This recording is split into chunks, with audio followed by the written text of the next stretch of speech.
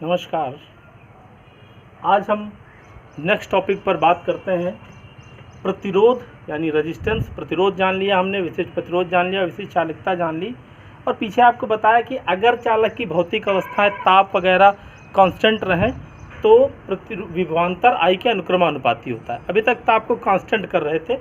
अब हम आज जिस टॉपिक पर बात करेंगे वो ये है कि प्रतिरोध या प्रतिरोधकता। सूत्र आपने पढ़ा था, रो बराबर RA/L। रो होता है प्रतिरोधकता, विशिष्ट प्रतिरोध, R होता है वैद्युत प्रतिरोध। तो प्रतिरोध ताप पर किस प्रकार निर्भर करता है, ये धातुओं के लिए क्या होता है, क्या वैल्यू इसकी कैसे प्रभावित होती है, अधातुओं के लिए कैसी होती है, अर्धचालकों के लिए कैसी होती है, मिश्र धातुओं के लिए कैसा होता है, इन सब के लिए 1 बाय 1 हम क्लियर करेंगे। ठीक, तो सबसे पहले चलिए वीडियो शुरू करते हैं। प्रतिरोध की ताप पर निर्भरता। धातुओं के लिए आपने प्रतिरोध के पैरामीटर्स पे जो सूत्र था वो क्या था, R बराबर M into L upon A N E square into torque. M L A N, अगर हम इनको कांस्टेंट मान लें, कांस्टेंट जो कि होते ही हैं, क्योंकि धारा प्रवाहित होने पे ना तो M चेंज होगा, ना L होगा, ना ये चेंज होगा, ना N। अगर ये मान लें, कांस्टेंट मान लें, तो निकल के आता है कि R अनुक्रमानुपाती 1 अपान टार्क। ये हमारा श्रांतिकाल है, वो टाइम पीरियड जिसमें एक इलेक्ट्रॉन दूसरे से टकराता है, जो माध्य मुक्त पथ को तय करने में लगता है। तो R अनुक्रमानुपाती 1/श्रांतिकाल, यानी टाइम पीरियड जितना ज़्यादा होगा R उतना ही कम होगा। यदि अपवाह वेग को हम VRMS माने, वैसे तो VD से डिनोट करते हैं लेकिन VRMS मान लें, और जो माध्य मुक्त पथ है उसको लैम्डा से डिनोट करें, तो समय बराबर, श्रांतिकाल है, टाइम है, समय बराबर दूरी और बटे चाल। अब यहाँ से निकल के आया समय टार्क बराबर दूरी बटे चाल। R के साथ क्या संबंध था, R अनुक्रमानुपाती था 1 अपान टार्क के, और टार्क किसके बराबर है, लैम्डा बटे VRMS। तो 1 बटे टार्क किसके बराबर होगा, VRMS अपान लैम्डा। यहाँ से अगर संबंध निकाले तो R का संबंध क्या आता है कि R बराबर VRMS अपान लैम्डा। लैम्डा माध्य मुक्त पथ और ये अपवाह वेग। पीछे आपने पढ़ रखा है, फर्स्ट ईयर की विभिन्न कक्षाओं में पढ़ा होगा कि जो VRMS है, वर्ग माध्य मूल चाल परम ताप के वर्ग के अनुक्रमानुपाती होती है, यानी ताप बढ़ाने पर चाल बढ़ती है। और अगर यहाँ से देखें, इनका संबंध आपस में निकालें तो ताप बढ़ाने पर प्रतिरोध भी क्या होगा, बढ़ जाएगा। T बढ़ाने पर VRMS बढ़ेगा, स्पष्ट है, लैम्डा कम होगा, वेग बढ़ेगा तो माध्य मुक्त पथ घटेगा, अतः ताप बढ़ाने पर प्रतिरोध क्या होता है, बढ़ जाता है। प्रतिरोध बढ़ रहा है, रो बराबर RA/L हो रहा है।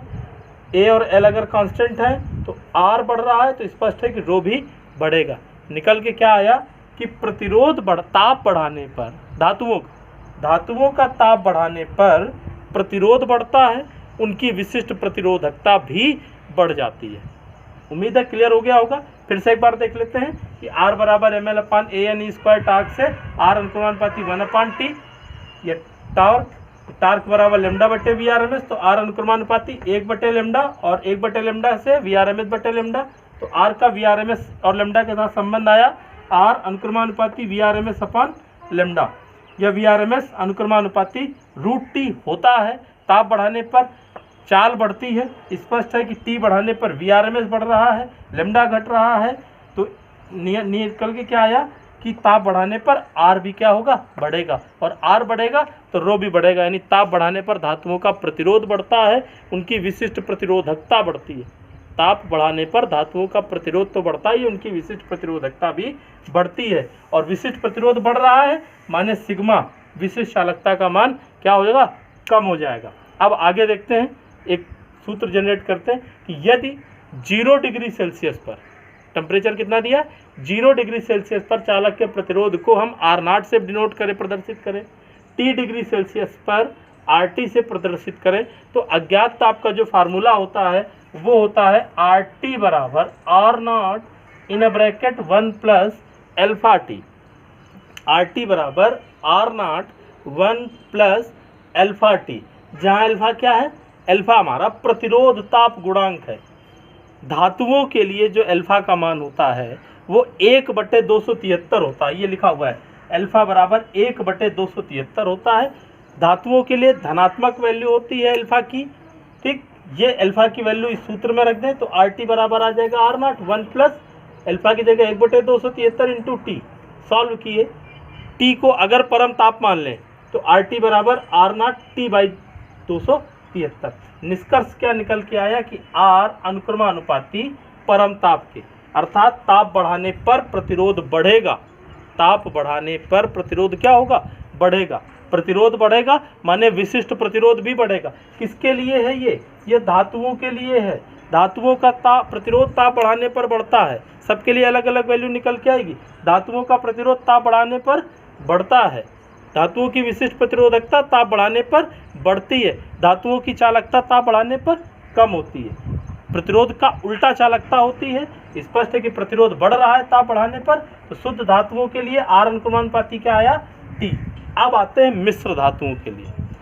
काफ़ी कुछ मिश्र धातुओं में भी वही कंडीशन फॉलो होती है जो प्रतिरोध के लिए होती है, अर्थात ताप बढ़ाने पर जैसे धातुओं का प्रतिरोध बढ़ता है वैसे ही मिश्र धातुओं का प्रतिरोध भी ताप बढ़ाने पर बढ़ता है। लेकिन ये जो वृद्धि है धातुओं की तुलना में अपेक्षाकृत कम होती है।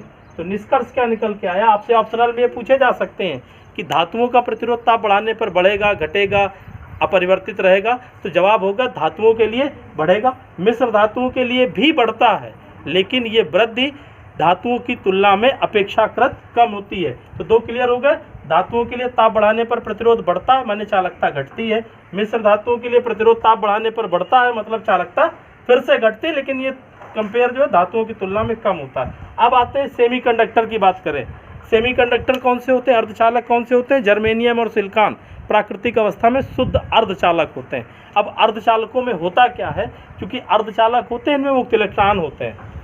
ठीक, तो जब हम टेम्परेचर बढ़ाते हैं अर्धचालकों में तो टेम्परेचर बढ़ाने पर ये सूत्र लिखा हुआ देखिए, R बराबर ml/AN² प्रति एकांक आयतन में मुक्त इलेक्ट्रॉनों की संख्या अचानक से बढ़ जाती है ताप बढ़ाने पर अर्धचालकों में। अब मुक्त इलेक्ट्रॉनों की संख्या बढ़ेगी तो R क्या होगा? घटेगा, प्रतिरोध का मान घटेगा। यानी ताप बढ़ाने पर चालकों के विपरीत अर्धचालक व्यवहार करते हैं, अर्थात ताप बढ़ाने पर मुक्त इलेक्ट्रॉनों की संख्या बढ़ती है, जिसके कारण से मुक्त इलेक्ट्रॉनों की संख्या बढ़ने के कारण प्रतिरोध का मान घटने लगता है। और जब प्रतिरोध घटता है, ठीक, तो स्पष्ट है कि प्रतिरोधकता भी क्या होगी? बढ़ेगी, और चालकता प्रतिरोधकता भी घटेगी।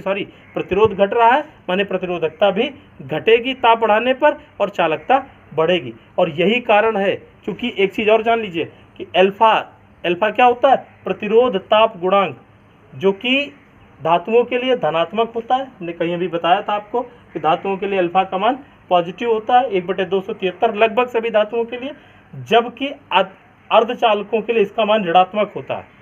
अब अर्धचालकों के लिए अल्फा का मान क्या हुआ? ऋणात्मक होता है। अल्फा ऋणात्मक हुआ, निष्कर्ष निकल के आ गया कि जो अर्धचालक होते हैं जैसे जर्मेनियम, सिलिकॉन, ठीक, कुछ अन्य होते हैं, तो जो इनके लिए जो प्रतिरोध ताप गुणांक होता है वो प्रतिरोध ताप गुणांक उच्च होता है। और जो प्रतिरोध ताप गुणांक उच्च होता है, इसके अतिरिक्त इनका तो ऋणात्मक होता है मिश्र धातुओं का, कन्फ्यूजन हुआ, मिश्र धातुओं का जो होता है अल्फा वो होता है कम उच्च होता है। और मिश्र धातुएं जैसे नाइक्रोम, टंगस्टन इत्यादि, और इनके लिए प्रतिरोध ताप गुणांक काफ़ी उच्च होता है, विशिष्ट प्रतिरोध लगभग कम होता है। इसलिए जो भी प्रामाणिक प्रतिरोध बनाए जाते हैं, प्रतिरोध बॉक्स वगैरह बनाए जाते हैं, वो मिश्र धातुओं के बनाए जाते हैं। अर्धचालकों में चालकों के विपरीत व्यवहार होता है। अब बात करते हैं वैद्युत अपघट्यों की। वैद्युत अपघट्यों की प्रतिरोधकता भी ताप बढ़ाने पर क्या हो जाती? कम हो जाती। क्यों कम हो जाती? क्योंकि जब हम ताप बढ़ाएंगे तो वैद्युत अपघट्य की श्यानता घटने लगती है। श्यानता मतलब उनके गाढ़ापन जो होता है वो कम होने लगता है, लिक्विड फॉर्म में आने लगते हैं। तो फलस्वरूप श्यानता घटेगी। श्यानता घटने से प्रतिरोधकता भी कम हो जाती है। प्रतिरोधकता कम माने प्रतिरोध भी कम हो जाता है, विशिष्ट प्रतिरोध भी कम हो जाता है और चालकता बढ़ जाती है। तो हमने टॉपिक पढ़े कौन कौन से? प्रतिरोध ताप को किस प्रकार निर्भर करता है? प्रतिरोध बढ़ाने पर ताप बढ़ता है। किसका बढ़ता है? धातुओं का बढ़ता है प्रतिरोध।